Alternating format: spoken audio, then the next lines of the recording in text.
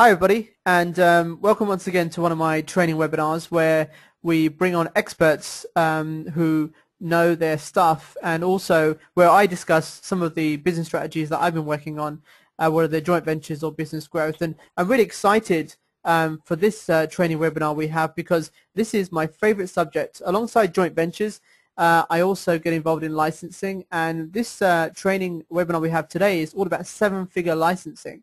And the reason why I'm really excited is because I have two expert guests and friends on this training webinar today who are people that I refer onto basically my joint venture consultants, where I do my joint venture training, my high-level training.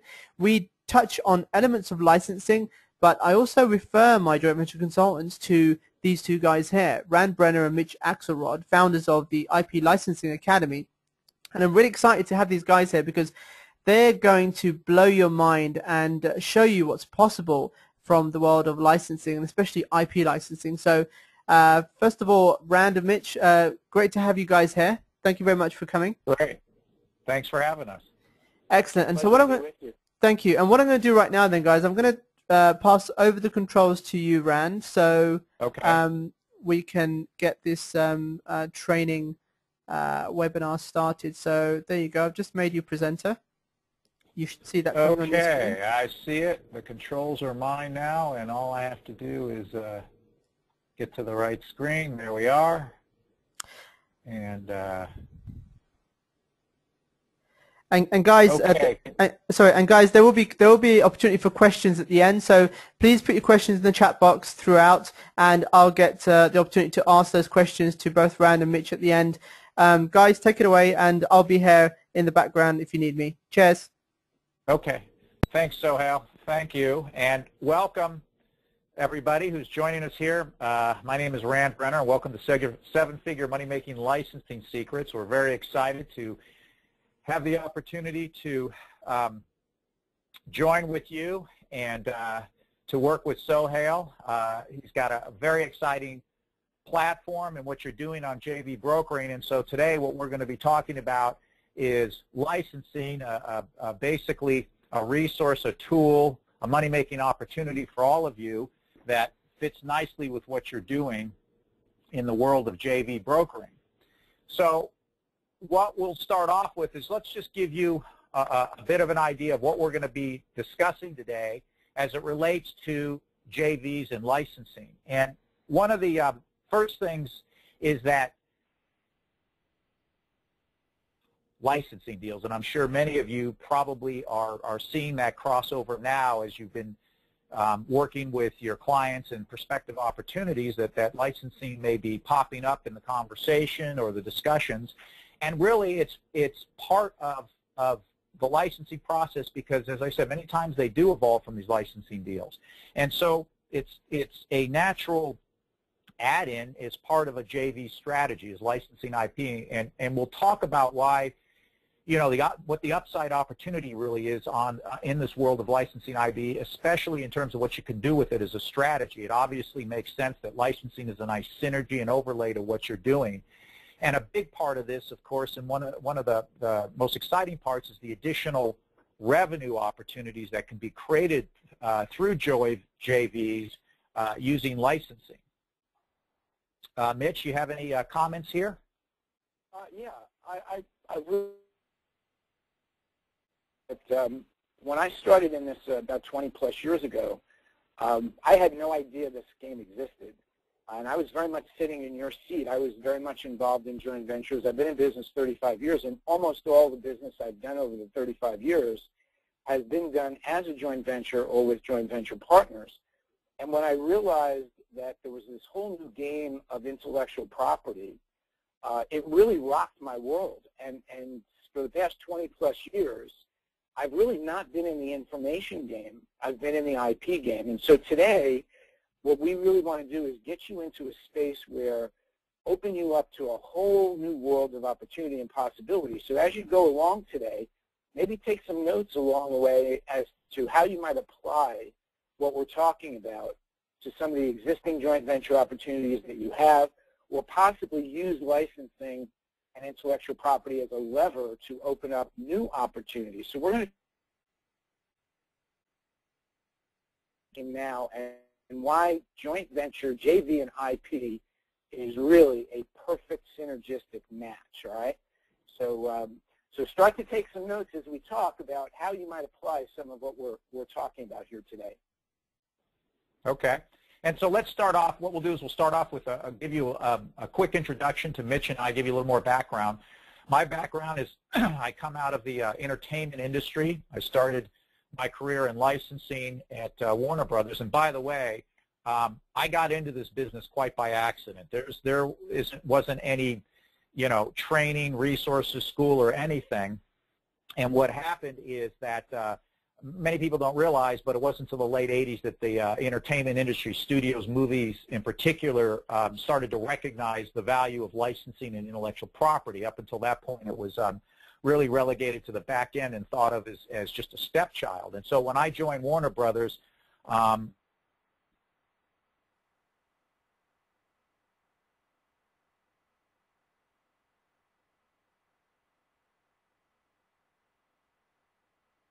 was movies. And that's really how I got my start, and it was really kind of learning as I went. So I had an opportunity while at Warner Brothers. I worked in the first two Batman movies, putting together toys, T-shirts, hats, and Looney Tunes and Gremlins and Rover Dangerfield and a whole bunch of different movie properties, and worked with different manufacturers. And from there, I joined Saban Entertainment, where I ran the licensing division for a number of years at the height of the Mighty Morphin Power Rangers. Now, for those of you with kids, you're probably most familiar with a number of these properties. But what was happening at that point in time is that licensing had really come to the forefront for the movie industry. All of a sudden, what was considered a nothing business was suddenly generating hundreds of millions of dollars for the studios, and suddenly merchandise was taking, the front seat on a lot of these deals. After I left the studios, I set up my own company, like manufacturers looking to acquire licenses and those property owners that have IP and want to license it out. And what basically I do is work with IP owners, companies, businesses in going out and making money with their IP, which is what we're going to be talking about today, how you can use this process of licensing, which is basically a money-making system for IP, and how you can use that system with your joint venture partners to create more revenue opportunities for you. So along the way, as we discuss what some of the ways you can use licensing in joint venture partners, I'll share with you some of the stories and case studies of the deals that I've worked on, so that you can see exactly how you can use this and apply it to your respective deals. Well, my journey actually was a little different than Rand's. I've started out as a financial planner,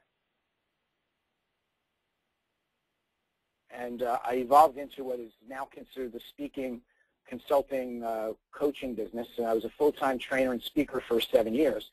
And what I realized early on was that my intellect, my intellectual property, was really valuable, and I kind of stumbled into it like Rand did by accident. I was doing a seminar in New York, and I recorded everything back then. I still do. And the guy came up to me afterwards, and he said, "I want that recording." And I didn't actually have a product. Today everybody has an information product, and I just was really a speaker. And I said, "What do you want to do with it?" And he said, "I want to send 5,000 of those audio cassettes to my customers." And I realized at that moment, this was 1991, actually 1990, I realized at that moment that I was not in the information business. I wasn't even a speaker, an author, or trainer. I was in the intellectual property business. And so I made a decision at that point, rather than creating information and rather than selling my products and services to companies, I decided that I was going to collaborate. And so my licensing career kind of started just kind of by happenstance going into it, and over the past 20-plus years, I've done dozens of licensing deals. It's interesting, there's nothing you cannot sell that you cannot license.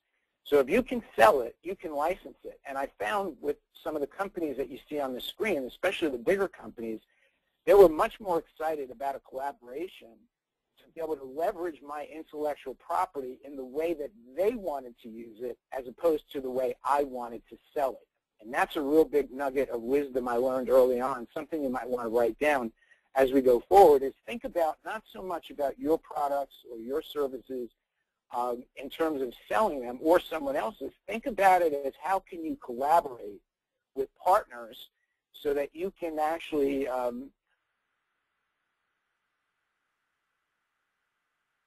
deliver. And you'll see a little bit more as we talk about some of my stories. So I've licensed really millions of dollars of intellectual property to very big companies and very small companies, some companies for $500, $1,000, and other companies for 5 and 6 figures. So I've been in the game 22 years. I learned it all by the seat of my pants, and I really never had somebody like us to kind of light the way for me. So that's my short history of how I got into the licensing game and continue to play it today. And so, go ahead. Go ahead. No, I was going to say some of the insights that we've learned along the way. We want to share some of these because if you understand the value of intellectual property, you begin to see opportunities everywhere. And so we've prepared a few insights that we've learned along the way about what intellectual property means and what the opportunities are. And so we want to share some of those with you now. I think IP is the #1 capital asset in the world. There's more intellectual property than there is of anything else out there, whether it's real estate, stock, bonds, gold. It is a multi-trillion-dollar market, okay? And many people don't realize that, and a lot of that has to do because we live in a tangible economy, or we have lived in a tangible economy. We're now shifting into an intangible economy, and that shift is moving rapidly. And as we shift into that intangible economy, what stands out is where that wealth is being created, and it's being created through intellectual property. And it's also an underutilized and undercapitalized asset that's out there. In fact, you'll find most businesses today are not leveraging their intellectual property. In fact, many of the JV deals that you're working on today, you might find intellectual property that's in there. And a lot of because they don't recognize intellectual property. I mean, part of the challenge is recognizing it, #1, and then, of course, there's another aspect to that, and that's many business owners, and I'm talking about small all the way up to Fortune 500, how to make money with it, what they need to do to manage it. And that's one of the biggest reasons that 95% of IP is never making money, because most of the time no one is doing anything with it, or they have it and they're very limited in what they're doing. I mean, oftentimes it may not be uncommon for you to meet with a company, put a JV partnership together with a focus on saying, we've got this proprietary product or service, and we're the only ones out there because we have an IP that keeps others from doing it. Yet that's only a very small part of the total value of what could be done out there with it. And you know, there's big demand for IP. In fact, it's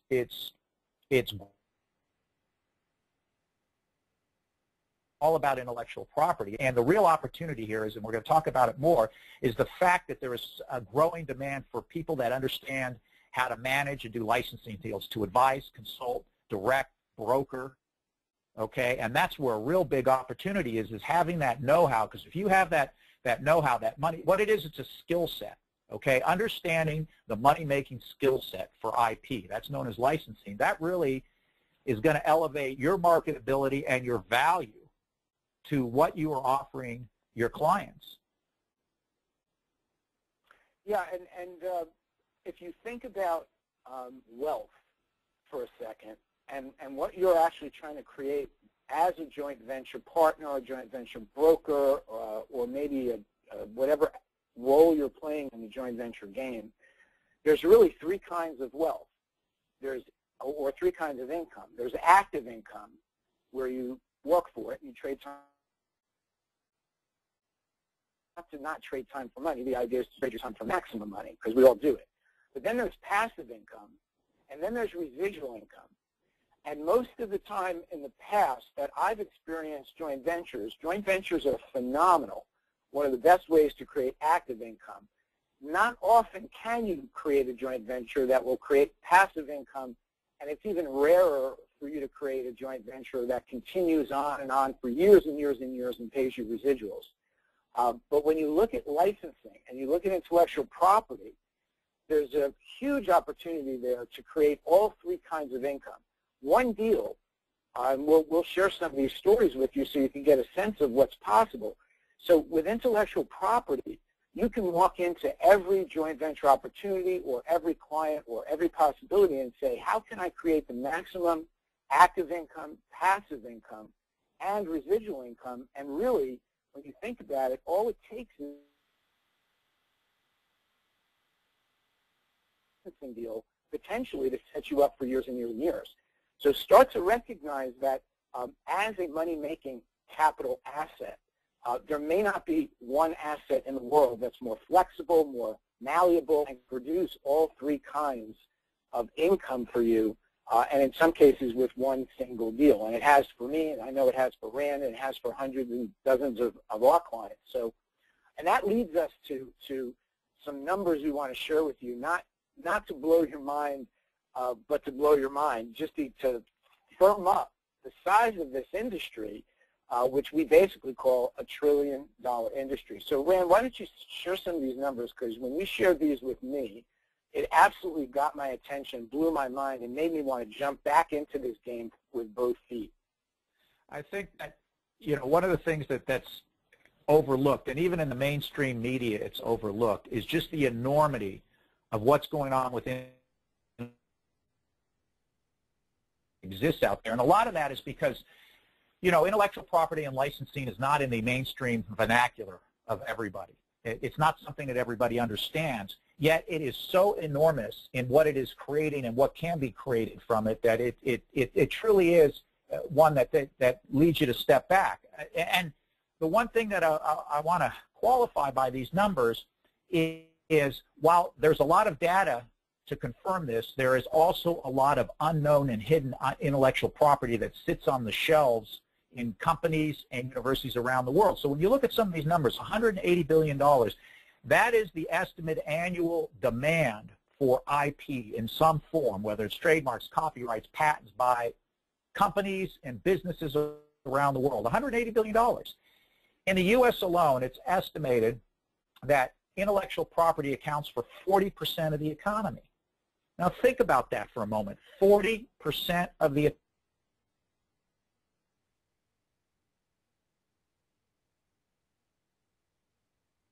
for a moment and look around, and everything that you see, use, wear, touch, eat, smell, work with, look at, get entertainment, it's all intellectual property. Many people don't realize it, but I like to say is if you start looking through the world through intellectual property mindset or the eyes of IP, you're suddenly going to be amazed how much intellectual property surrounds you.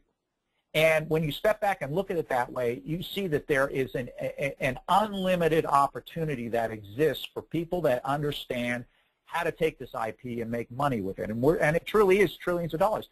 In fact, one estimate in the research out there estimates that every year over $1 trillion is lost, is wasted by companies that fail to extract the value of IP through partnerships, through licensing partners, through joint venture partnerships.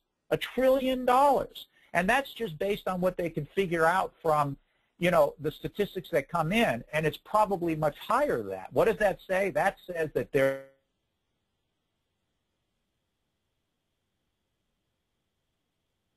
such as yourselves who understand the IP licensing game and how to make money with it. And just to give you a sense of how much money is being made, just in trademark and patent licensing royalty revenue from 2010, you're talking over $5.5 billion. And keep in mind, like I said, a lot of these statistics, there are many, many private companies, small private companies, mid-sized private companies where they don't even get the information. The information isn't even available. And you could probably add another 20 or 30% on top of this because of those transactions go on that nobody knows about.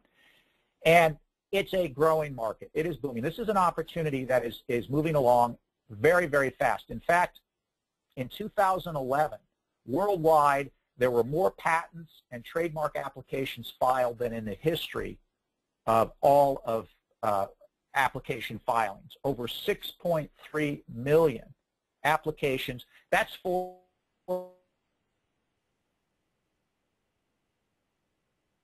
that doesn't even count the tens of millions of intellectual property that exist already, that are coming through, that are coming to market. And the opportunity for you, especially being a JV broker who are inside working with these companies, is you could be mining this. That's what you'll become, a miner, and you will be able to extract a lot of value, not only for your partners, for yourself. Mitch, some comments?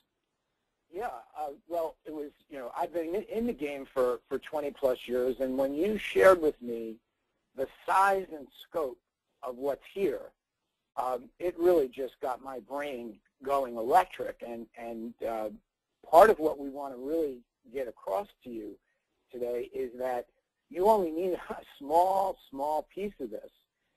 And you can literally stumble upon these opportunities by walking down to your local mall, going into an office complex, looking at your Rolodex,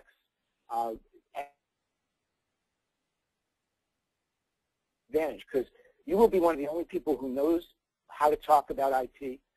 You're going to be able to give a better return to your clients, and there's so many positive payoffs here for you to jump in this game, and we really just wanted to help you see the size and the scope of the opportunity. We only want a small piece of it. Obviously, we want a bigger piece as you can get, but it's so much bigger than us, and this is part of why we want to really help people to understand the value of IP and what to do with it. So, I was going to say, in order for you to kind of get a sense of that, we're going to start to share some of these stories, not so much to, show you what we've done, but to help you to demonstrate the range of possibilities that are out there and to stir your brain, because really you only need one of these to set you up for life. So if you're as excited about this market opportunity as I am, then what you're going to find in the next few minutes that we share with you are some huge holes in the market and fill right away. Yeah, and Mitch is so right. I mean, the one thing that I can tell you is that the opportunity to make enormous money is just beginning with intellectual property. We're just scraping the tip of the iceberg, and it literally is an iceberg that's probably about 98% submerged right now, but will be coming to the surface very quickly. And so what we're going to talk about now are specific licensing strategies for JV that you can use in putting together and working within your current joint venture partnerships.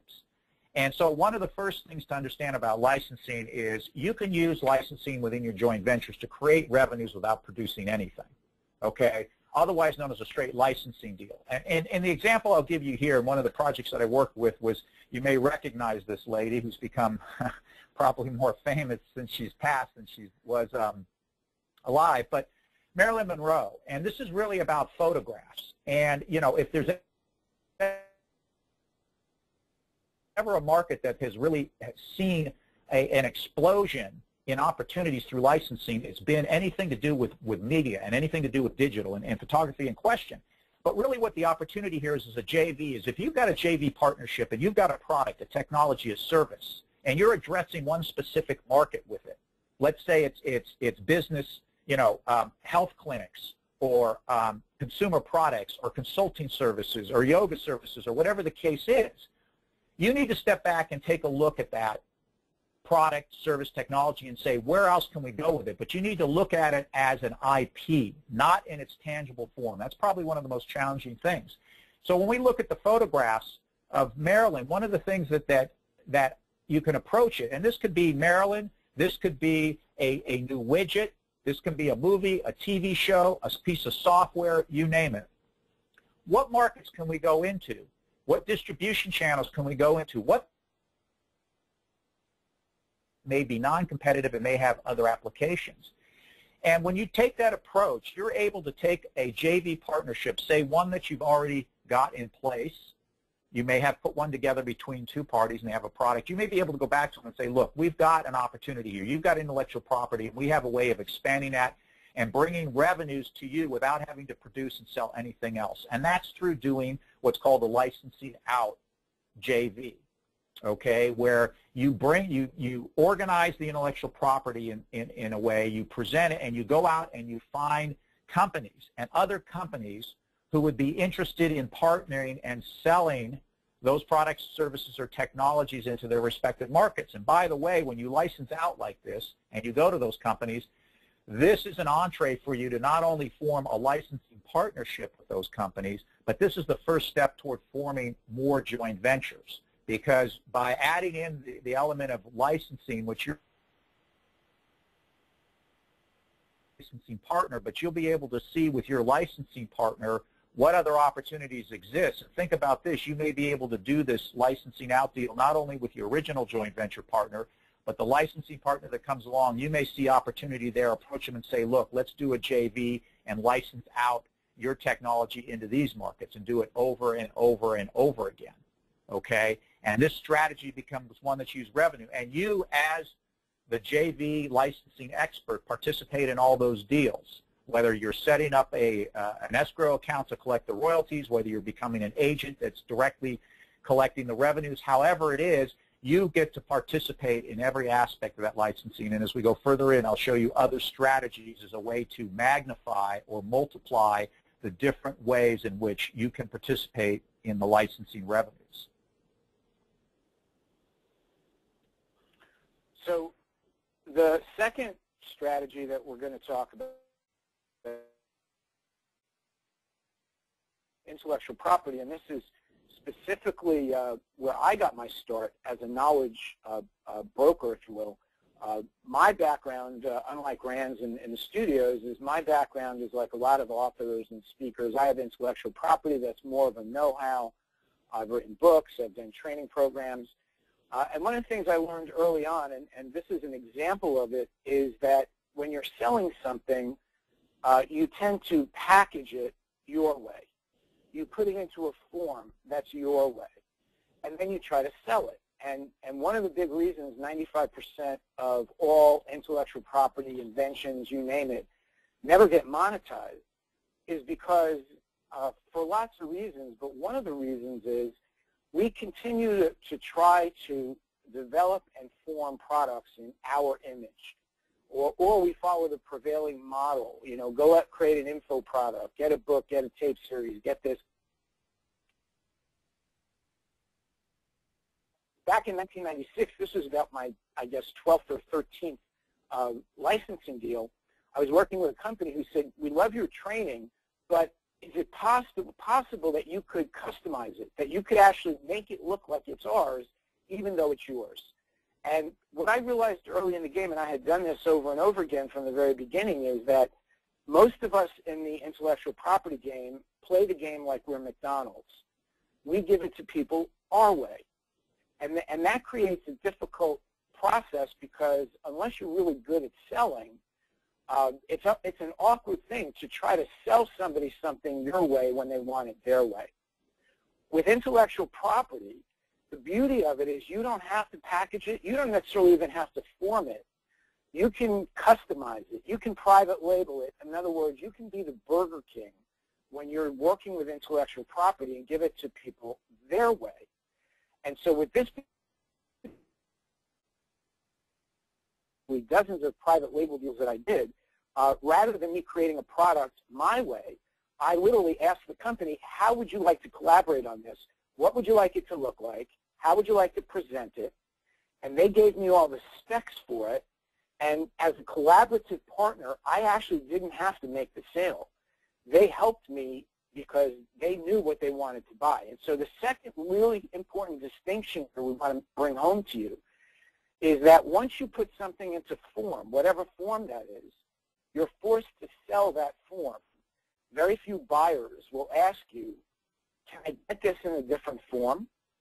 You know, they'll look at the form, they'll say, okay, we either want to buy it or we don't want to buy it. So once you package something, it becomes a zero-sum game. They either buy it the way you package it or they don't buy it at all.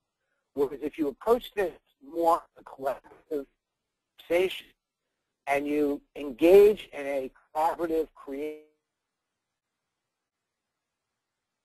very difficult to sell product and turn it into a very easy to collaborate in intellectual property. And so look at everything that you have as intellectual property. Look at the people around you. Look at some of your joint venture partners who have some hidden intellectual property, but it's stuck inside of a form and they're having trouble selling that form. You might go to them and say, hey, maybe if we change the form, or maybe if we took the essence of the intellectual property behind the form, we could customize it and private label it and deliver it their way. And all of a sudden, conversations open up, opportunities open up, new conversations that were stopped and dead in the water start to get revived and come alive. So strategy number 2 is whenever you have the opportunity, make it their way. Deliver it like Burger King, not like McDonald's. And let me just comment on that further, because I saw this so often when I was at the studio. Go out to license, whether it's Batman, Power Rangers, and have in our mind that there's certain categories that we're going to fill: toys, T-shirts, hats, whatever it is. Yet oftentimes we were so surprised at some of the entrepreneurs who would come in with a completely different idea or something out of left field that we would have never thought of. And suddenly there was a whole new product category that evolved out of nowhere. And a lot of that has to do, as Mitch said, going in there with that open collaborative mind and seeing what the other party wants, because you would be amazed at what others can see in the intellectual property that sometimes are just not apparent to you. And when you look at what you can do with intellectual property and with licensing, there's a third strategy, and that is that oftentimes you may have a joint venture partner that's been put together. And let's say you're looking for a way to expand that partnership, okay? Distribution, increase its sales, whatever the case is. One of the strategies that you can use licensing for is to acquire the resources you need to make that expansion. I've got several examples of, let me share you some stories. I had a client, they were a toy company that was coming into the United States. They were from Australia, and they had a new technology for preschool remote control, and they wanted to enter the United States and acquire a license. And one of the challenges that they had was distribution. They didn't have any distribution. So one of the things that we did is we used licensing to form a just distribution JV with a big distributor, who then effectively we licensed their distribution capabilities, if you will, that enabled us to go in and reach a certain market. And they got the product at a much better price, and they were given the distribution rights to distribute the product into the marketplace. That spent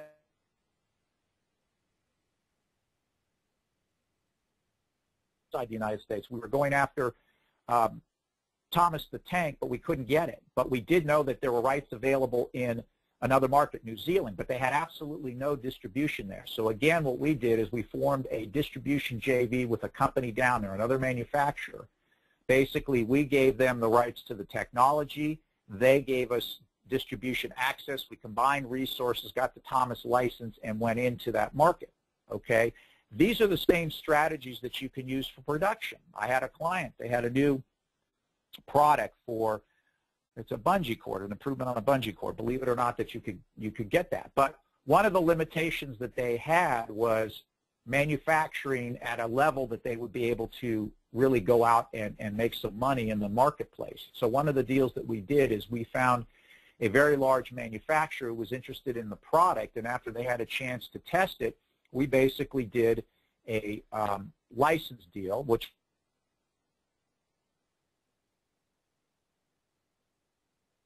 and you can do these deals in all different ways, but basically what we did is we licensed them the rights to a certain territories that they could sell the product in. In return, they would produce the product for us at a price, you know, that gave us a competitive advantage and let my client get into the retail markets because they didn't have the capability to do it. So we licensed their production resources. Again, I share these with you because this is the way that you can use licensing. It's very flexible. And as you look at your JV deals and you look at the partnerships that you build, keep in mind if you see that there's places that you can go with these JVs where they may be lacking the resource, you can turn around and do a licensing deal to get that resource. And the licensing deal may be that you're creating a second JV, whether it's a production or a distribution or sales. And by the way, a combination of these. Another strategy that I would use with my clients, especially if they were smaller and they wanted to get one of these big entertainment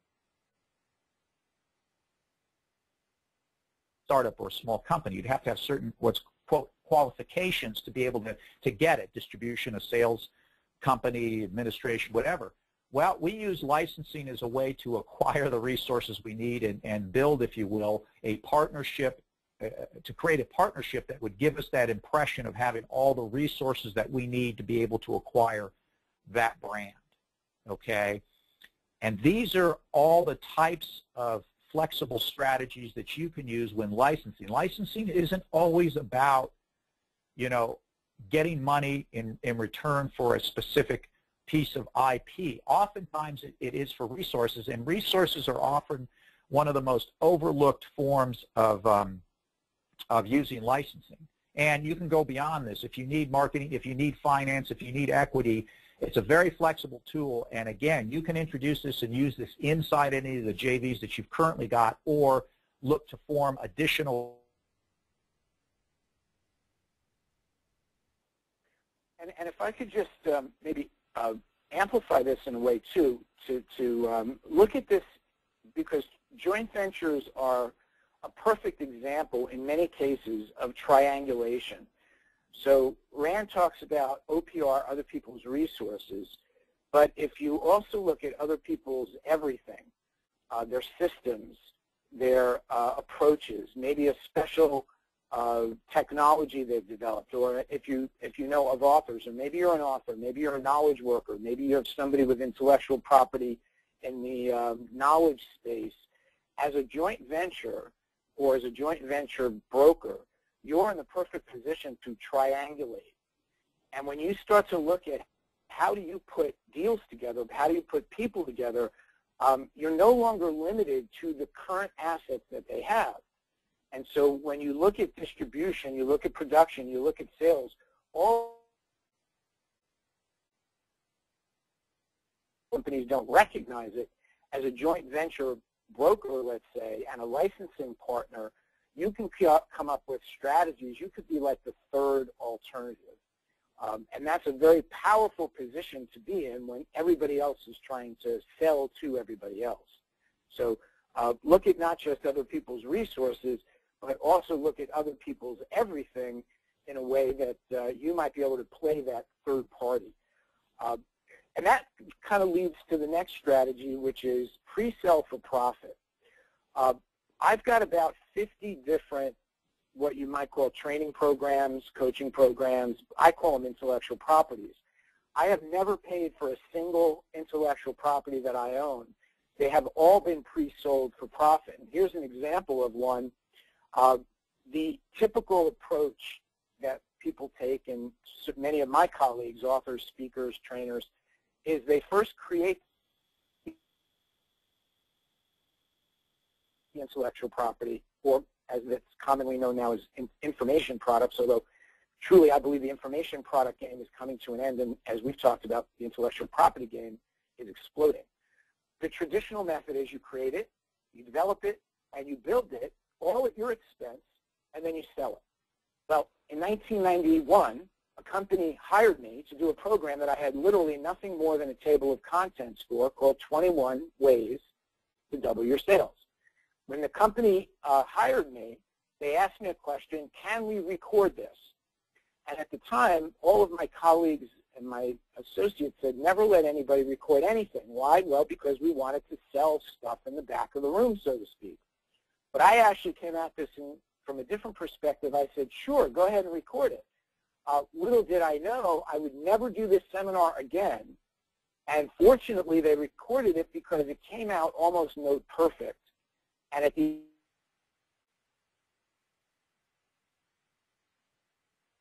said to me, Mitch, we love this program. We'd like to buy 4,000 sets of these and distribute them to our agents, our distributors. And so literally, I never did that seminar again. I only had a table of contents. They spent $40,000. I charged them $10 per recording. I allowed them to private label it. I allowed them to put their own logo on it. 30 days later, they came back to me and said, you know, we really would like a workbook. And so then I licensed them a framework of a workbook that I was putting together for another $40,000. And get this, I never did this seminar again. I did it one time. They recorded it. And so I pre-sold it for profit. And then I created it, built it, and developed it into what you see on the right side, which was my version of 21 Ways. And then we sold another 1,000 of those at $99 into that industry with space ads in industry publications. Now, this is a radical mindset shift.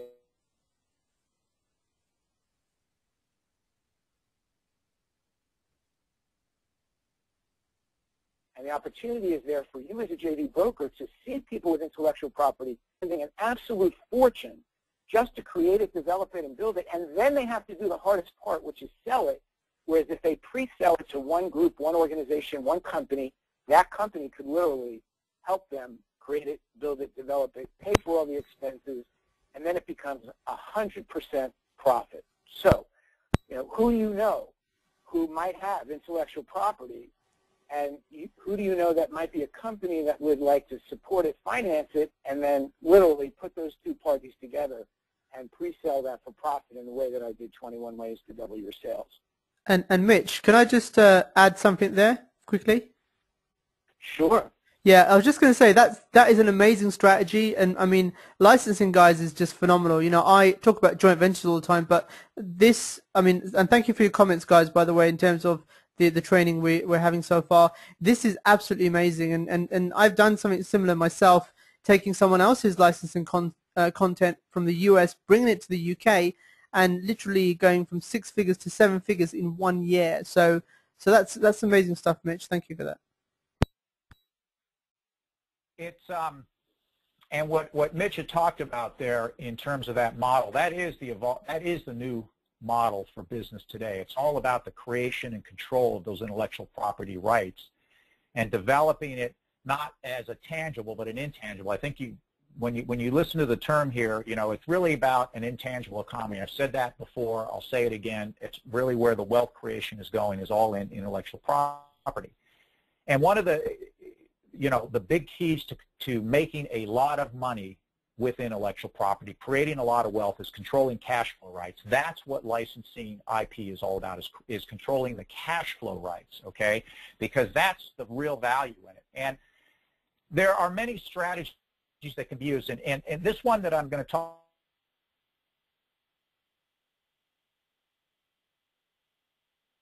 two sides, especially if you're a joint venture partner, and it's used a lot by joint ventures. And what that is, it's basically getting the master license rights to an intellectual property, a trademark, brand, copyright. In this case, the example here is a deal that I did with the United States Marine Corps, which is obviously well known. It's a big brand, and you would be amazed many times at when you go to look at some licensing opportunities. Oftentimes organizations are not set up to be able to manage a licensing program. They just don't have the personnel. They only have 1 or 2 people in the office.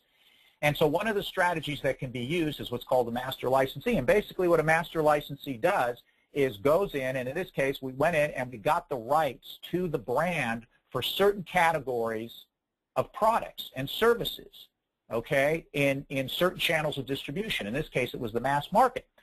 But what we also had the opportunity to do was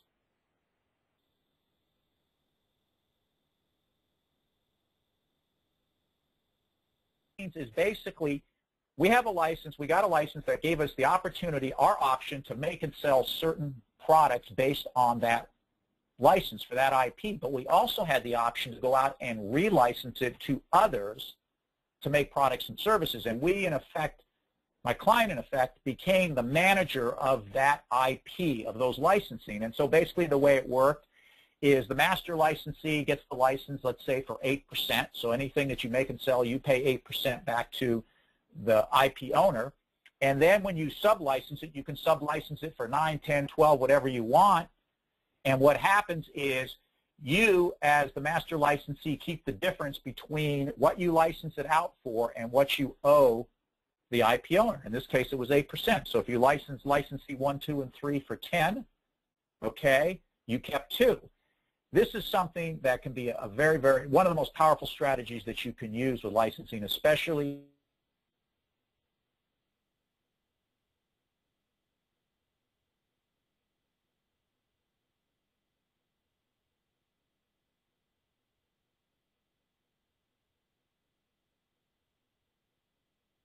comes a joint venture with the other parties. But the point here is if you recognize that working with has some excess capability and may have an opportunity to be able to acquire the rights to another intellectual property, not necessarily to have to make and sell it, but to control those rights and make money with it, you've got a powerful opportunity to leverage. It's called basically leveraging both sides. 1 is to make and sell products. 2 is to relicense it out. And it can be an incredibly lucrative strategy. And by the way, this strategy is a great one to use. If you're looking for a way, it's used a lot for companies that are looking to increase their value. Some of the uses for this master licensing strategy are: 1, if you're building a company, you want to build value in it, use a master license, because that license has not only value when you acquire it as a licensee, but also as you license out. And 2, if you're looking to raise capital, becoming a master licensee can be a very effective strategy.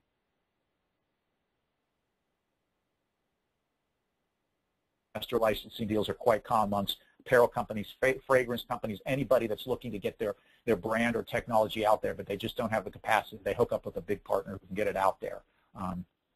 And it's a good one. So you think about the next time you're working with a partner, if you've got an opportunity here where acquiring the rights to a brand and relicensing out makes sense. If it does, you should definitely do it because you can make a lot of money with it. And Rand, isn't it also true that you can sometimes control these rights for virtually no money? Like in real estate, for example, if you want to buy an option on a property, right, you might have to put down some earnest money or some deposit, and then if you decide not to exercise your option, you lose your earnest money or you lose your deposit. I could tell you, we could all both tell you story after story where people have controlled the rights of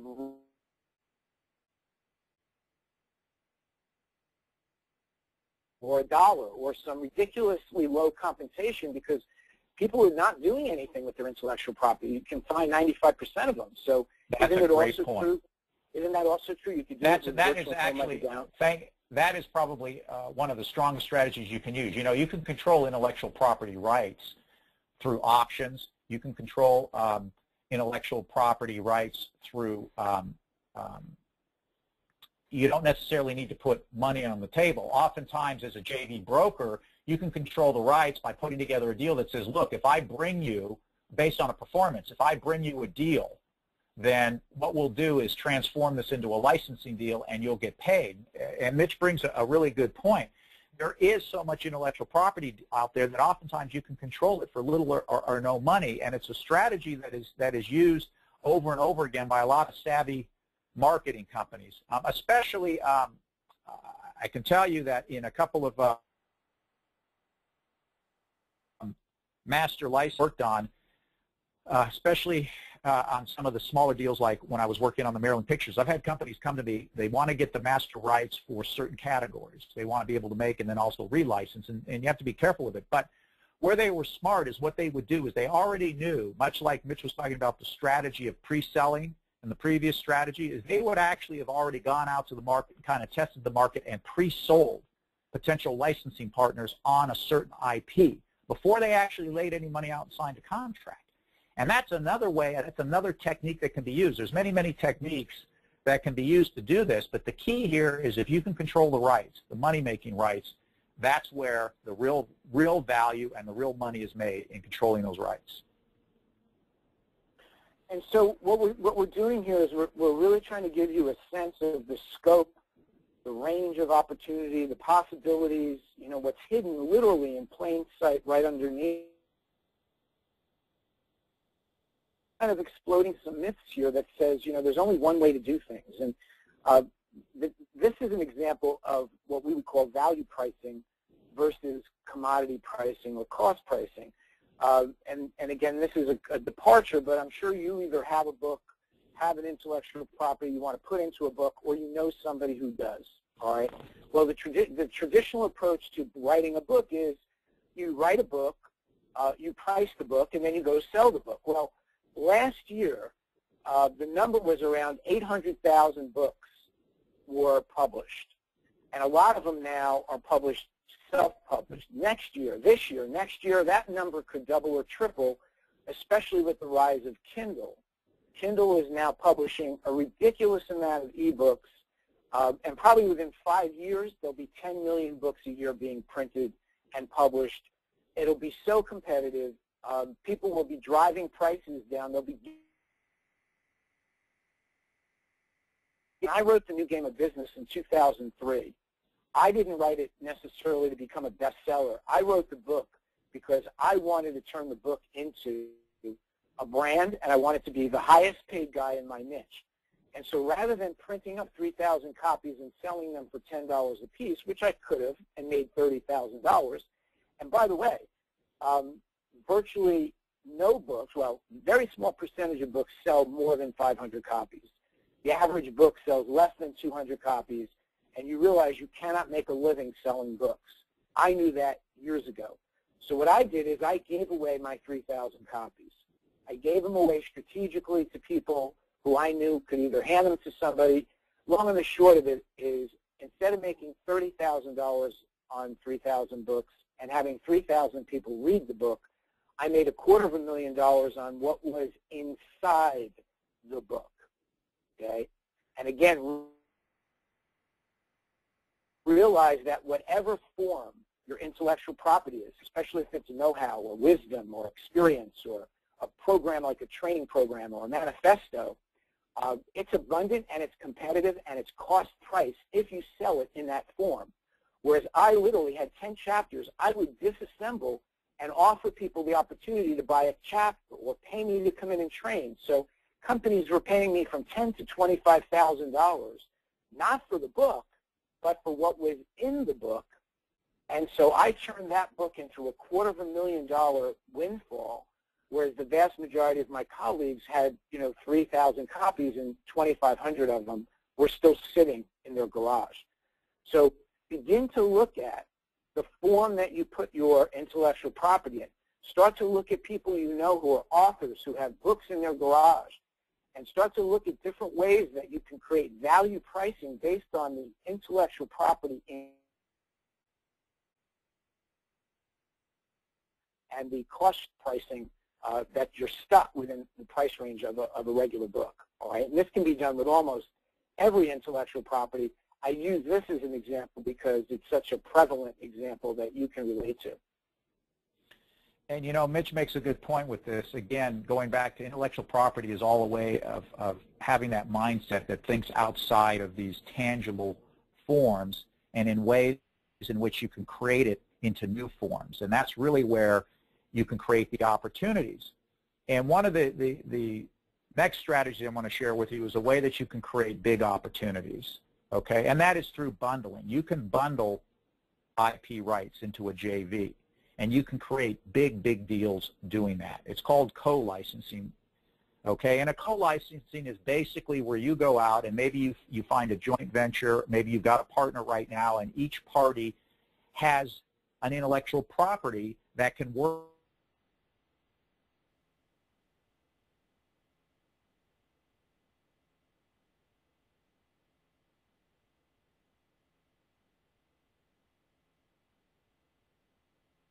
or oftentimes you'll find that co-licensing can be used, a good strategy. You can bring together two brands, create a whole new category of products and services, and make money doing it that way. Sometimes you have two products that can be bundled together and licensed out. Sometimes it's a brand and a product. Whatever the case is, you may be working with JV partners that have application. And in this case, when I was at the studios, co-licensing was just starting to come into the focus there. Not a lot of it was done, but in this case, when I was at Warner Brothers, it was in the early days. Many people don't realize, not even Major League Baseball had their licensing division organized back in the 80s. It was actually handled by the division of Warner Brothers that they melded in. But when I was there, we did a deal in which Major League Baseball agreed with Warner Brothers to bundle the Looney Tunes cartoons with Major League Baseball.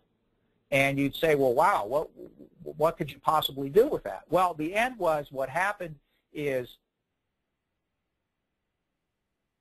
it's a very big, very big business. And so at that time in the 80s, the trading card business was changing very dramatically, and a lot of new trading card companies were coming in. One in particular was Upper Deck, who came in with the concept of, you know what, trading cards for years were being delivered by Topps in bubblegum packages for, 49 cents. What if we came in with a trading card and sold them for $1.50 or $2? And everybody would think, wow, this is crazy. Why would people want to double or triple? But they had spotted a trend in the market. So when they approached Warner Brothers, there wasn't really an opportunity on any of the products, and we had created this co-license deal, and I had spoken to them and said, what if you take this co-license between Major League Baseball and Looney Tunes? Now, these typically run higher in the royalty. It was about 12%, but the long and the short of it is they liked the idea, and because they were already working with baseball players, and they had some that were already working with them, we created this concept for comic ball cards where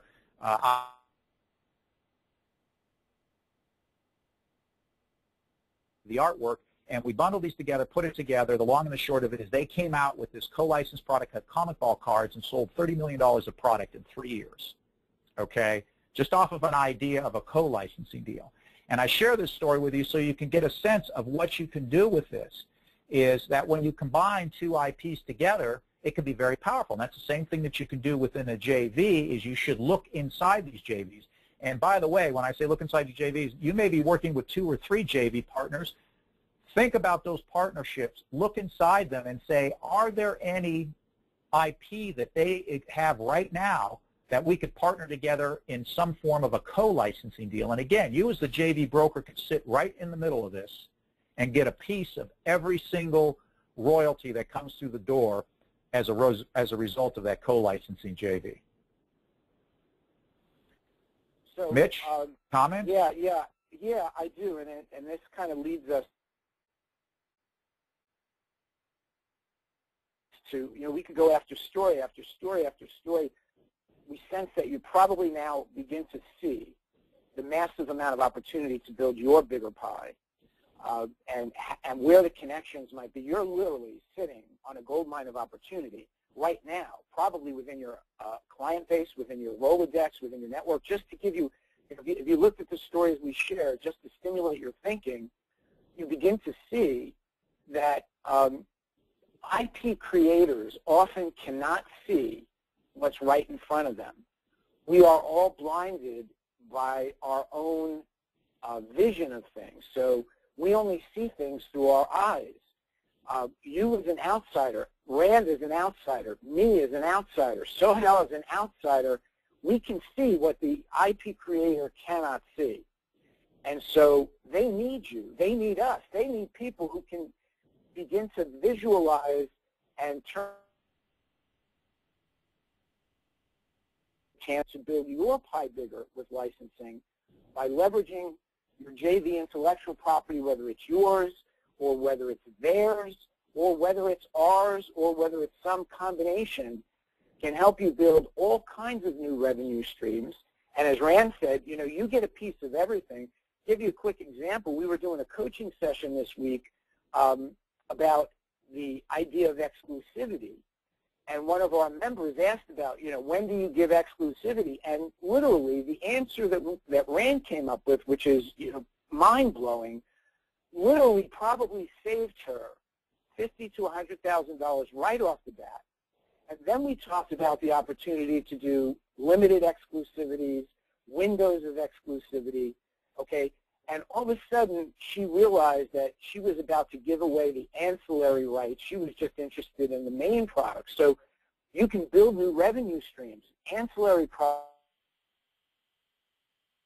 making skills, and literally not only build your pie bigger, but add more value to every single relationship you have, and find a way to get paid. And here's the great thing. You're in the catbird seat because there's 19 times more intellectual property out there that has not been monetized than that has been monetized. So you literally can build your pie bigger by picking and choosing only those opportunities that are essentially slam dunk lay down opportunities. So start thinking about that. You know, we're here really to help and support you. I think you got a sense of the depth and the scope of the experience we have and the way that we think about intellectual property. And let me just do a follow-up comment there. This concept of bigger pie, that's really what IP licensing is all about, is building a bigger pie. Because the opportunity exists today to go out and work with partnerships as never before existed. It's a global marketplace. You've got to realize that with IP licensing, you're not restricted to your backyard. You can go anywhere, anytime, any place. IP licensing is something that can be done with Skype, with phone calls, with emails, with faxes. IP is very fluid. And this is the key to it, is building a bigger pie. It's about partnerships. Partnerships are what extract the value from IP. Partnerships are what build the wealth. And so when you think about building the bigger pie, keep that in mind as you look at working with your JV partners and building the licensing pie. And so that leads us to the question of getting into the IP licensing game. You're already halfway in the game as a JV broker. You're further into the game than most people are, okay? Because you're already putting together these deals with your partners, and you probably are already getting the questions about licensing, and you've probably already had discussions about IP and what to do with it. And so what you have an opportunity to do, and what we have created, and we've created it because there is no resource out there like the Academy to teach you how to make money with intellectual property. You know, I came across an interesting survey that was done worldwide of the top 15 business schools. I'm talking Harvard, Yale, MIT, Stanford, London Business School. And it was an analysis of their MBA, their full-time core MBA program. And how many of those business schools do you think had a course on managing IP and licensing? Okay? Well, the answer is 0. Not one of them has a course on licensing. 3 of them have an elective, MIT, Harvard, and Stanford. But none of them have a course on licensing. Yet IP is the biggest asset, is where the wealth is being created today. So when you look at your partnerships, if your partners are not playing in the world of IP, if they do not have licensing, if you aren't in the IP Licensing Academy, set it up for that very reason. There is no other resource out there. Nobody is teaching it. Okay, there's a lot of information out there. Believe me, you can go searching, and you will find it, and predominantly it's on the legal side, not the money-making side, but we're focused on the money-making side. What the IP Licensing Academy about is a fast start to get in to IP licensing. Do it now. Move quickly with it, as opposed to sitting there having to learn. Look, you know, I learned it the hard way, having to go to the studio and go out one deal at a time, ask a question, come back, another deal at a time, another deal. Fortunately, I had a backstop, somebody to go back to and get the answers. That's what really speeds it up. Also, IP Licensing Academy offers a cost-effective solution, and by that I mean it can cost a lot of money to go out there and do the deals and do them wrong, get the information, find out how it's going to, what works, what doesn't work, okay? It's much more cost-effective to have a resource that can tell you exactly how to do it, when to do it. Not to mention the fact the cost of trying to retain the professional resources such as attorneys. Mitch and I, we formed the IP Licensing Academy as a team, because we're a team that, as we've shared with you, I think you got a sense that we offer, you know, experience, knowledge, wisdom, a lot of bumps and bruises, a lot of the ways of what works, what doesn't work, but more importantly, we've been out there doing it. And, you know, one of the passions that I have and Mitch has is like, look, you know, nobody's teaching this yet. There's so much IP. You can make money with it. Everybody can make money. You just need the guidance and expertise and the know-how. And that's what we've compiled inside the Academy, which I'm going to tell you a little bit more, is the know-how. And one of the biggest things to understand about the know-how is to avoid the mistakes. And you may have heard it. I hear it all the time. When I go and I speak and I talk to inventors and others, they hear me. I share with them, you know, about licensing, what to do, how to do it, and I get, you know, people who come up to me all the time and say, holy cow, where were you 2 years ago, 3 years, 6 months ago? I did this, this, and this. I ran out of money. This happened, that happened. I'm stalled in the market. There's a lot of, you know, there's a lot world of IP and licensing, okay, and a lot of mistakes that can be made. And probably one of the biggest values that we can offer you through the Academy is to help you and enable you to avoid those mistakes. And by avoiding those mistakes, help you stay in the game. You know, a lot of people have starts and stops, and you may find this, and perhaps you've even had these discussions with your clients. They have intellectual property, they maybe started down the road to do some licensing, perhaps you started, then they stopped, then they start, because a lot of times you just don't know where to go, what to do, how to do it, when to do it. And keep in mind it's a dynamic market, and the most important thing I can tell you, the biggest key to the success in licensing is to keep going with it, because it's such a dynamic, changing market. When I was at the studios, when we first started licensing Batman, nobody would touch it with a 10-foot pole. As far as the retailers were concerned, and even the major toy companies, comic book characters were dead. We had a decade of Superman, and nobody was interested. And the only people that we could get to license it were the small entrepreneurs who came in and were willing to take a shot.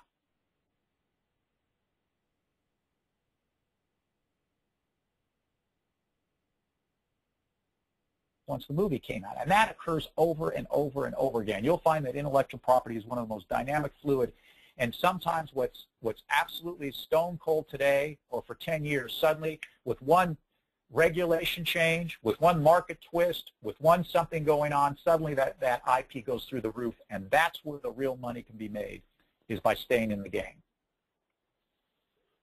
Yeah, and as Rand said, I had a similar experience too. I didn't have any coaches. I didn't have any expert guidance. I didn't have any advice. I literally learned this game at the street level. And so what we put together here, and what we realized is people came to us and said, you know, how do I do this? Can you show me how to do it? The demand for help was starting to go through the roof. And you know, we get charge a lot to work with people one-on-one. And we realized that a lot of people with intellectual property really couldn't afford to have us on retainer, or couldn't afford to buy our expert guidance and advice one-on-one. So what we decided to do is say, you know, what's the best value that we could offer? What do we bring to the game that nobody else brings to the game? And I want to re-emphasize that we're not selling you an information product here. All right, what we really are offering you is an opportunity to be guided and advised by two guys who have literally done, you know, made millions of dollars on our own, and I've created $3 billion of revenue for my clients over the years. I know Rand has done deals that have been into many billions of dollars. We really want leaders. We want people who are serious about the game. We want to play with people who want to bring their entire game to a new level. And so what we really want to focus on is the monthly coaching. And that's really where the rubber meets the road, as Rand said. So there's really a component of the game which we feel is the most important, which is the expert guidance and advice. So every month we do group coaching. We do a couple of sessions a month.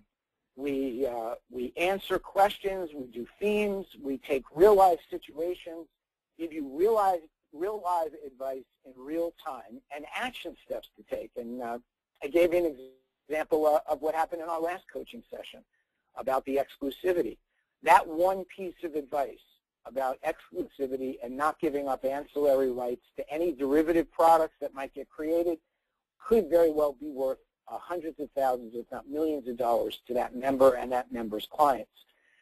So we don't just talk in theory. We actually show you what to do. We tell you what to do. We collaborate with you. Everything is recorded. You get a library of each session, and then we help you to stay moving forward. And that leads to, you know, the most important. If you don't actually do something, you're never going to get a result. And so we're here to help with our experience. We're here to shave years off your learning curve. And maybe most importantly is to avoid the very costly mistakes that we had to pay the price of by doing it ourselves. So the first piece to this, which we feel is the single most valuable and important, is our monthly group coaching.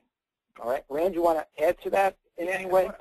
Yeah, one thing I want to say is that, you know, when we created this, when I first started out, and as Mitch said, there wasn't any advice, I was at the studios and literally went out the door to start pitching these deals and selling licenses, and I had no experiences, no clue. But what I did have is I had a backstop. I had a division that had lawyers and marketing people and graphic arts and people who could answer the questions that I was going to get hit with as I went out there. People who would know the answers and let me,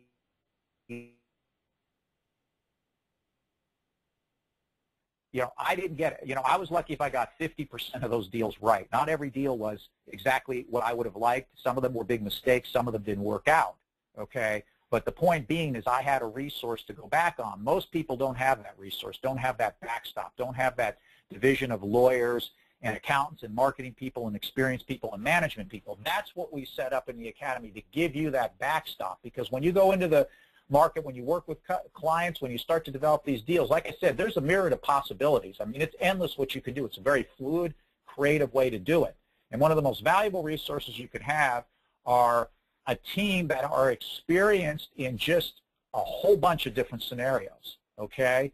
That I can assure you that if we haven't experienced it directly, we know somebody who did, or we know how to get the right answer to make sure that whatever action step you're taking is going to be the right one. So that's the first part.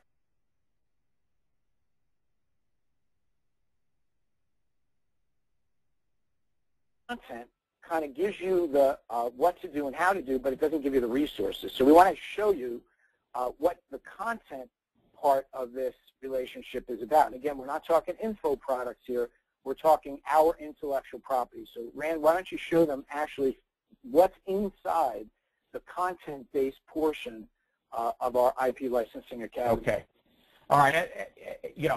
Licensing does have a lot of moving parts to it. One of the most important things to understand is licensing is a skill set, okay? It is the new skill set of the 21st century economy, which is the economy of intellectual property. Much like we had the Industrial Revolution, which moved us into needing a skill set for mass production and using machinery and equipment, we are now moving into an economy where you need the skill set of how do I manage and make money with intellectual property. And to do that, you have to learn a licensing skill set. And that's what we've created here with the library, called the Licensing Master.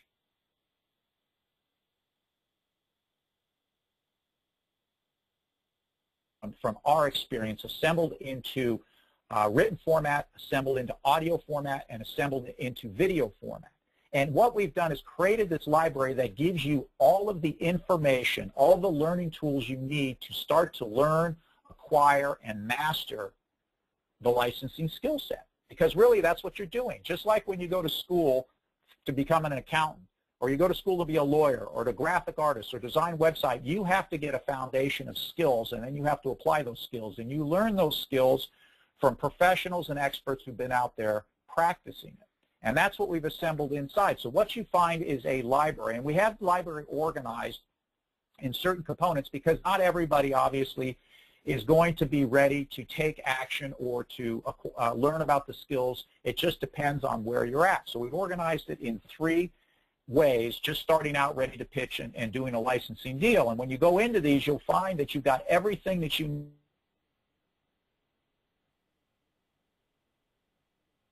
Skill sets are inside. First of all, you've got an extensive document library. When you do licensing deals, and I'm sure that you work with these all the time as a JV, it's all about documents. Once you've created these deals, put them together, you've got to have the right documents to work with, to sign off, make sure everybody's doing it. So we've created a document library. Inside there you find the templates of all the necessary agreements that you need, every kind of licensing agreement, whether it's patent, trademark, copyright, know-how, formulation, okay, NDAs, whatever is needed that can be adapted and edited to whatever you need.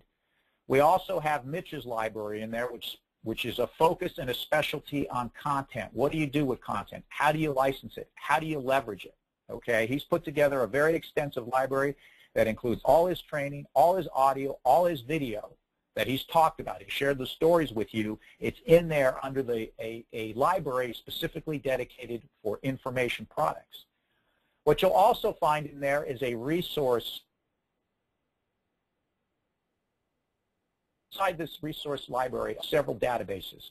First of all, it's a worldwide database, and around the world you're going to find that there are private and public intellectual property organizations, from government organizations that register intellectual property to provide research, to search You cannot believe how many agencies, countries around the world are getting organized. You are finding that intellectual property laws, the term before it is called harmonizing around the world, because the rest of the world is catching up to America and Western Europe in recognition of intellectual property. And today, this is the first time that you can ever be able to create intellectual property, and you, the individual, you, the JV broker, you, the small business, can control your intellectual property around the world. And how can you do that? It's because there are agencies and resources you can use now. So I've spent years assembling these resources. They keep coming out, new ones, new ones, new ones. So we put them together in this resource library that includes a database of public and private agencies, company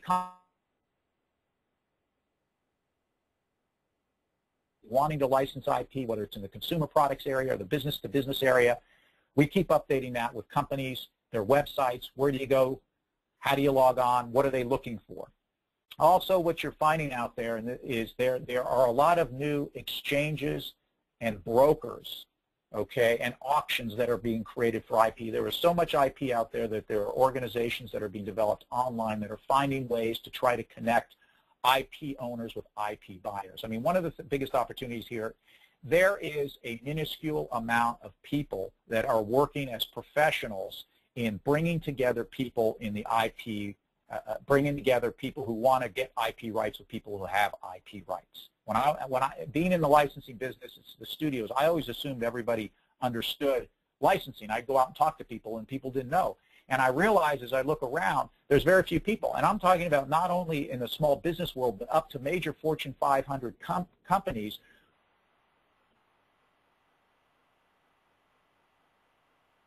what to do with their intellectual property. And so what's happening now is there's a database of resources that we put together, because so much is happening now with, there's online exchanges, there's barter exchanges, there's auction places, there's literally shopping marts where you can go and place intellectual property or find intellectual property, where you can find out who owns it, what they're doing, what the licensing rights are, how much it is, and you can literally put it in your basket and purchase it online now. This is all evolving very quickly. And coming behind this, by the way, there is a growing recognition of IP will be the next big Wall Street play when it comes to securitization, meaning bundling them up and going out there and creating big plays. In fact, you're seeing a lot of IP investment funds that are being built, and I'm not talking small funds, I'm talking hundreds of millions and billions of dollars that are assembled right now, and their sole purpose is to go out and invest in IP. So we've assembled that all for you inside a resource library that you can tap into, find whatever you're looking at, click on the link,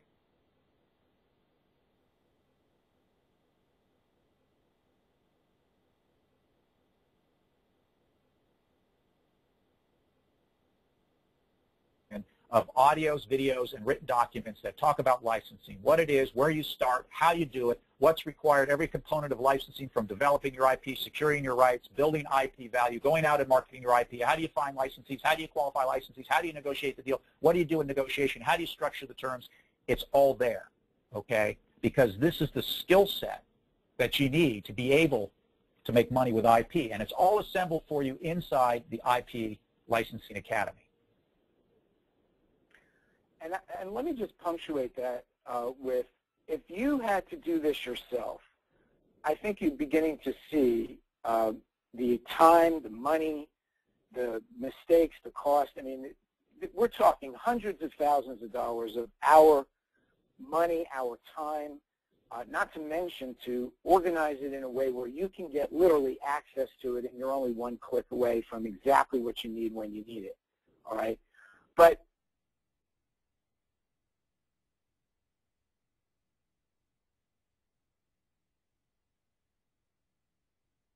is really, as Rand said, continuously out there playing the game. That's going to be the distinguishing factor. If you decide to jump in, put a toe in the water, see how it feels, and get in, get out, get in, get out, you'll never maintain any continuity. You'll never build the momentum. And so we realize the importance of continuous learning, continuous doing, and continuously providing new monthly resources. So as a member, every month we're going to add new audio, not all of this at once because we don't want to overwhelm you. Again, this is not an information product. We want to give you the resources that you need to make the deals happen, whether it's audio, video, webinars, seminars, We just started a monthly, which may go to more than once a month, a money talk, where we pick a particular topic, and we discuss it in depth in 20 or 30 minutes. We have tools. Rand document live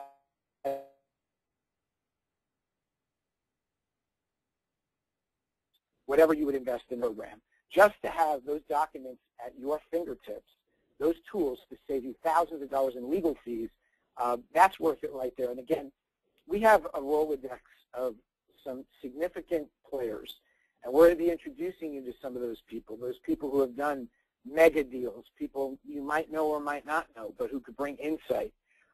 And so we want to continue to provide you on an ongoing basis with new insights, new know-hows, new how-tos, and late-breaking news. And so continuity now is a very critical factor. So when you add these three up, you have really the triple play. You have the coaching, you have the content, you have the continuity, and really, if you're going to get in this game, it would cost you more money not to be part of this academy than it would be to be part of this academy.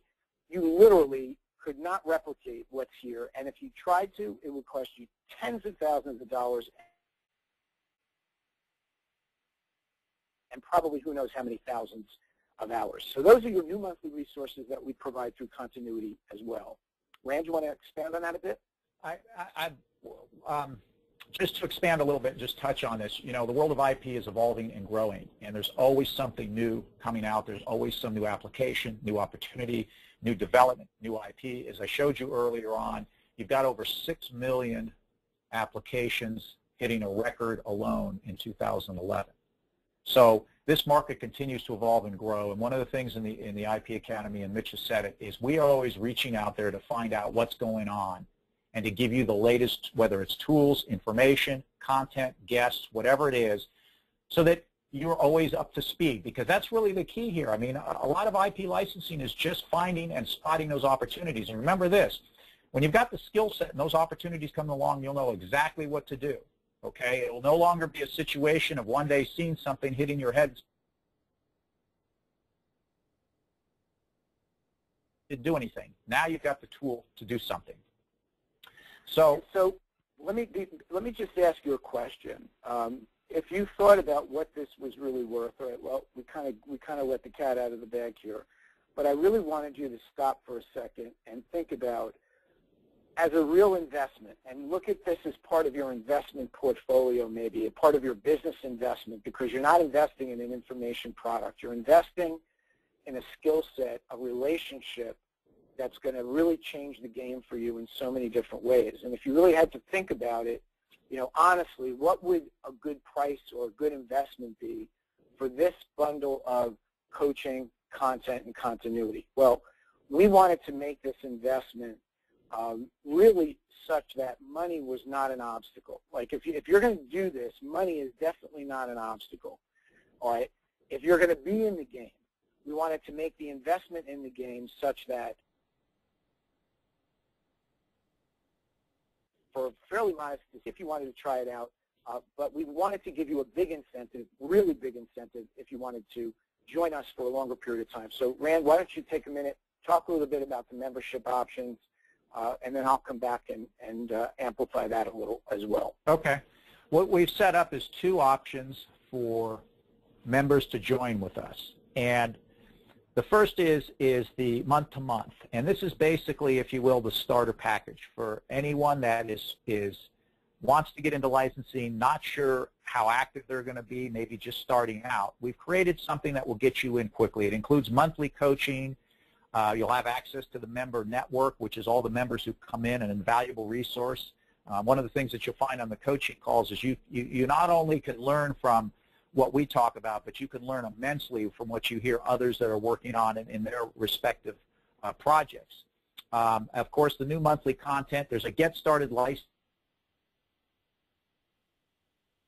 get you up and running very quickly, and then, of course, you can stop and start anytime. Now, we've created that program so it goes on month to month. It's $195 a month, and it gets you, as I said, the coaching, the member network, and the Getting Started library.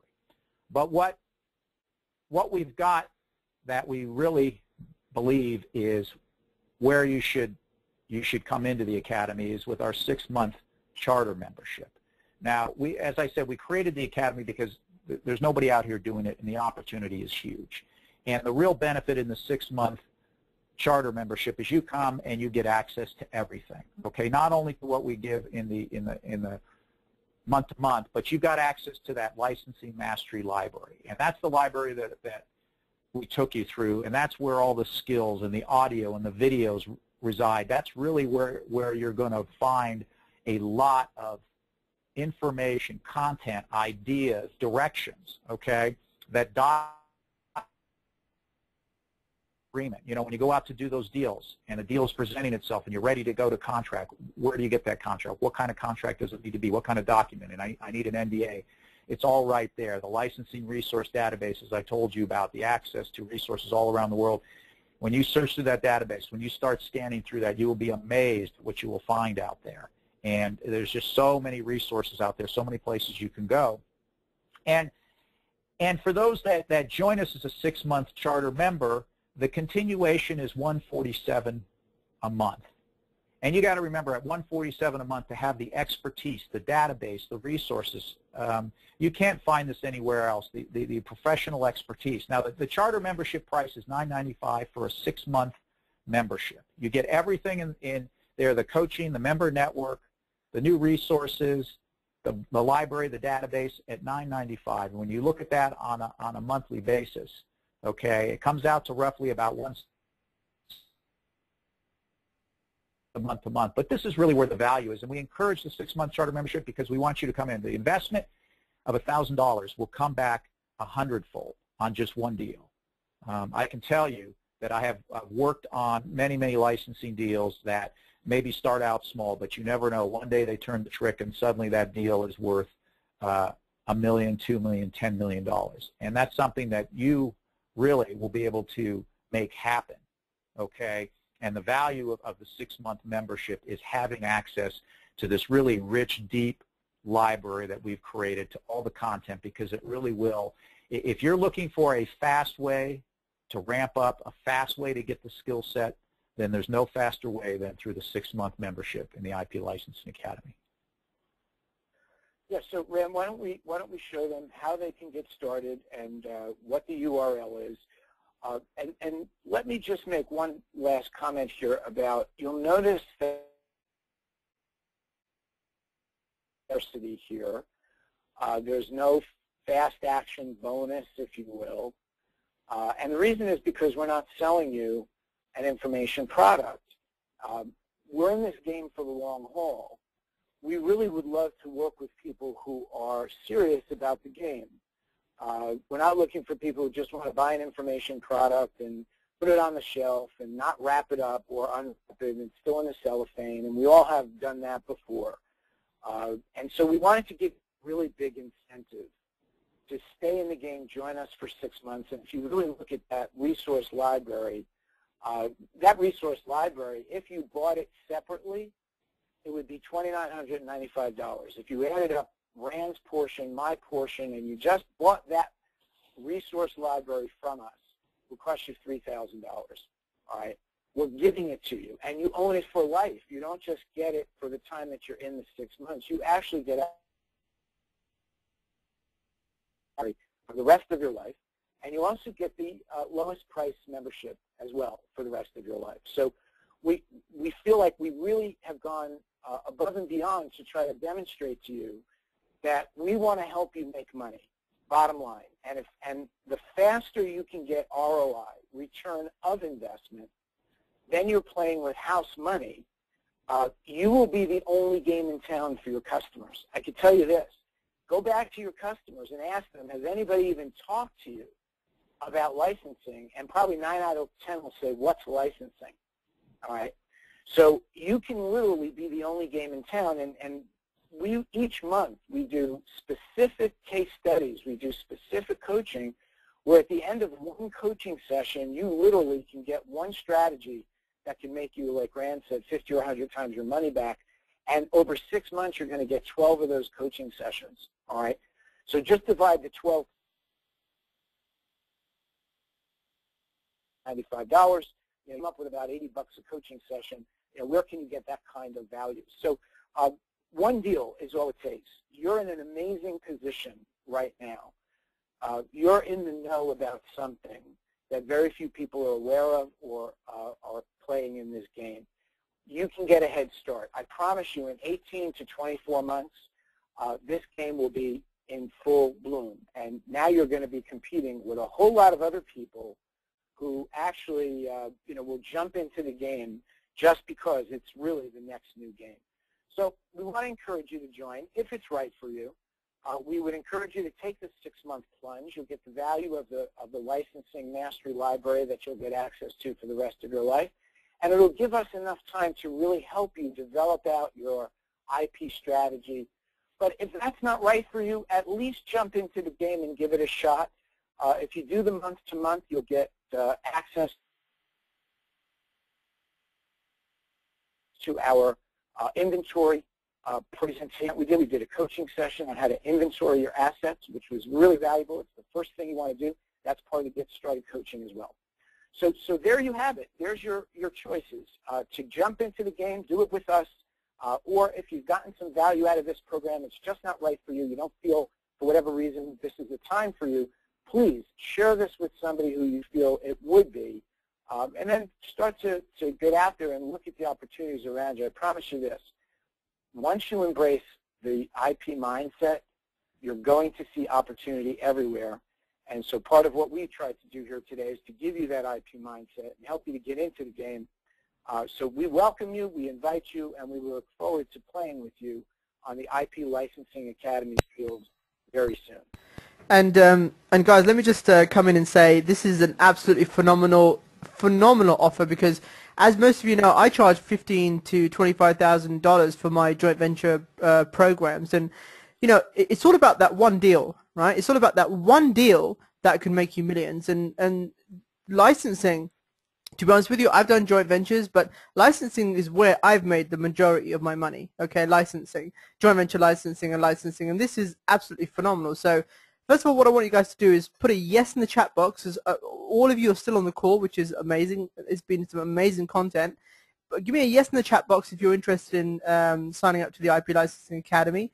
And what I'll also do, the URL there, it's www.iplicensingacademy. We're actually missing the .com there, so it's licensingacademy.com/Sahel, S-O-H-A-I-L. There's a URL at the bottom there. That's the URL. I'm just going to send you guys across now the URL to click to sign up. And if you're watching the recordings of this, first of all, thank you very much for joining us. It's been some fantastic content. And let me tell you one thing. I'll tell you two things.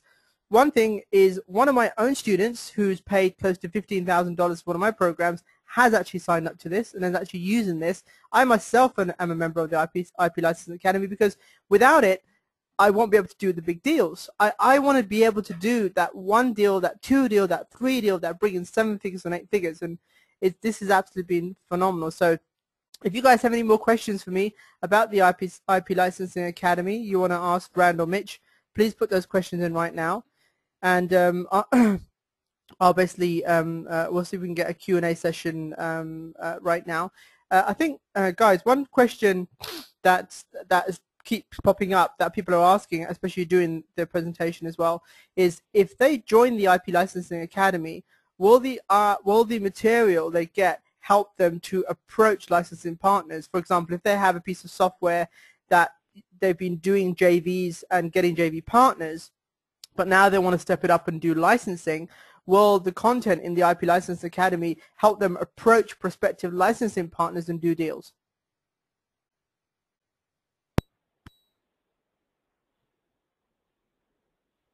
Sohail? Yeah, sorry, did I cut out there? Yep. No, I was just saying. Yes, you did. Yeah, so I was just saying. A lot of people are asking about if they join the IP Licensing Academy, will the information in the academy help them approach prospective licensing partners and be able to close deals? The answer is yes. There's part of what we have in the content and the learning and the resources is how you develop your IP profile, your licensing profile. What do you need to put in there? What information are licensees looking for? We even have a presentation template, okay, a PowerPoint that you can use, a suggested PowerPoint of what information should be in there. And one of the things that we have in there for you is a guide to show you what types of information that potential licensees are going to be need to do to qualify, how you do your due diligence on the licensee. You know, a lot of times in approaching the licensee, it's all about, you know, doing a little due diligence and getting to understand them, okay, and knowing them. And so what we have in the library is what you should be looking for in terms of doing that, how you can incorporate that into your presentation, because one of the most important things to keep in mind is if you can go in there and show the licensee how it creates value and fits with what they're doing, then you're going to have a real strong likelihood of that licensee wanting to come on board and do a deal with you.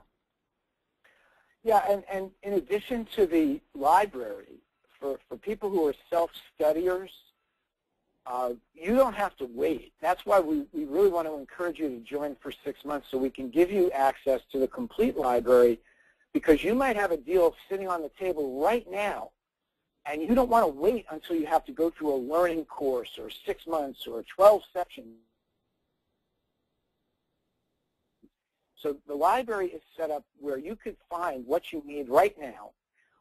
And one other thing which really distinguishes us, I believe, from everything else out there is through our coaching program and all of our coaching sessions, we actually give you the words to use.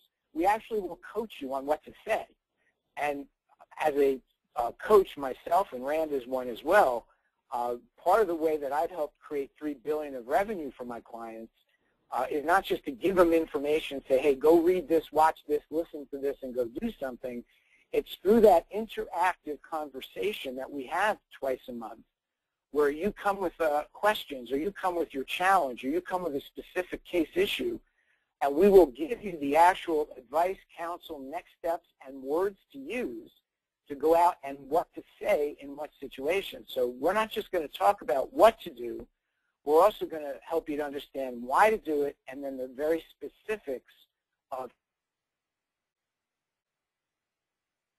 content library, as well as the monthly coaching.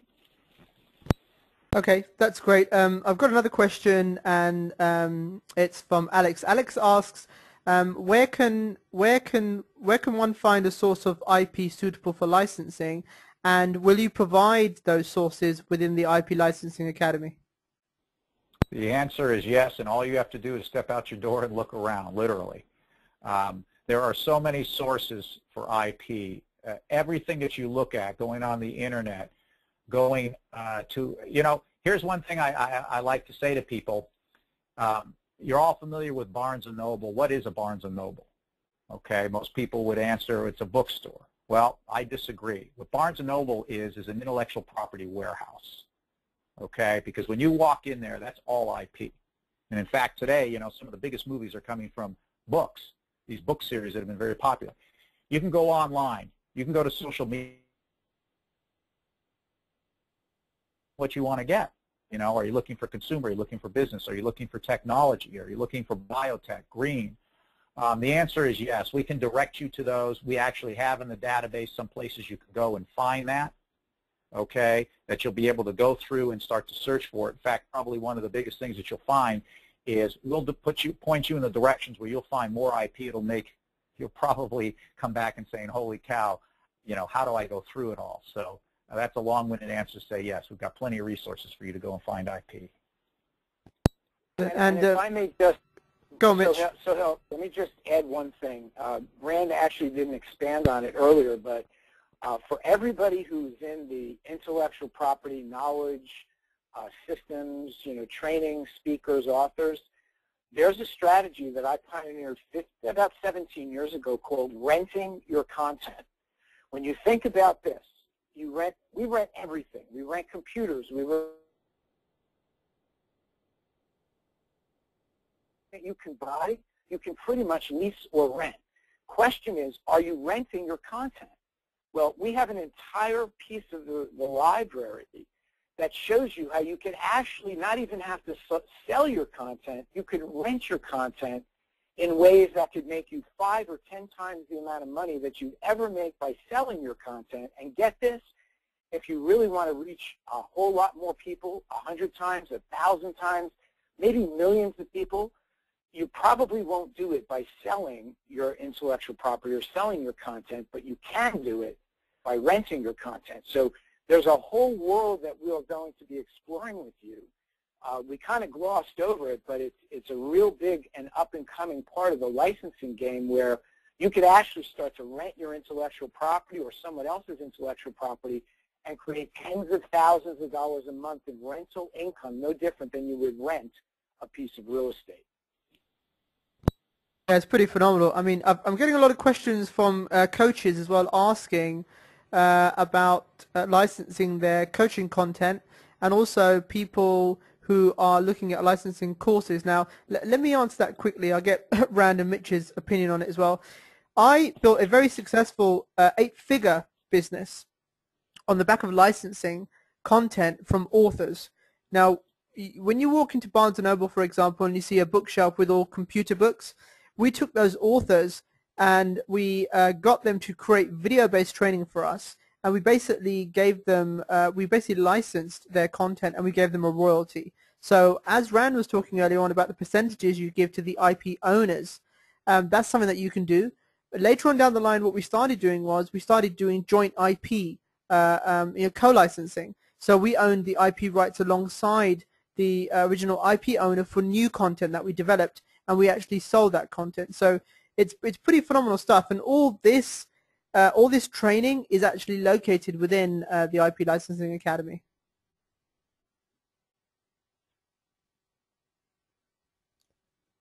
So, Hill, we lost you.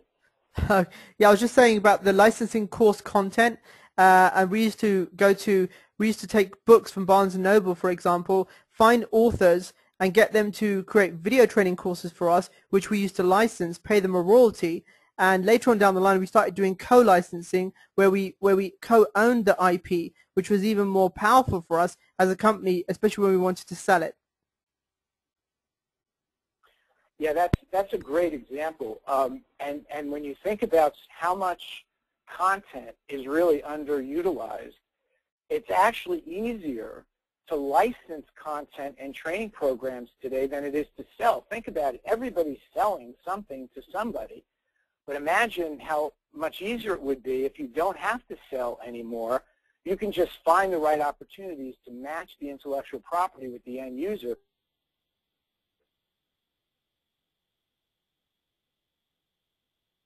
The portfolio of intellectual property assets that you never have to create, build, or develop just by being smart enough to see what Sohail just described. So it's a great example. Thanks for sharing it.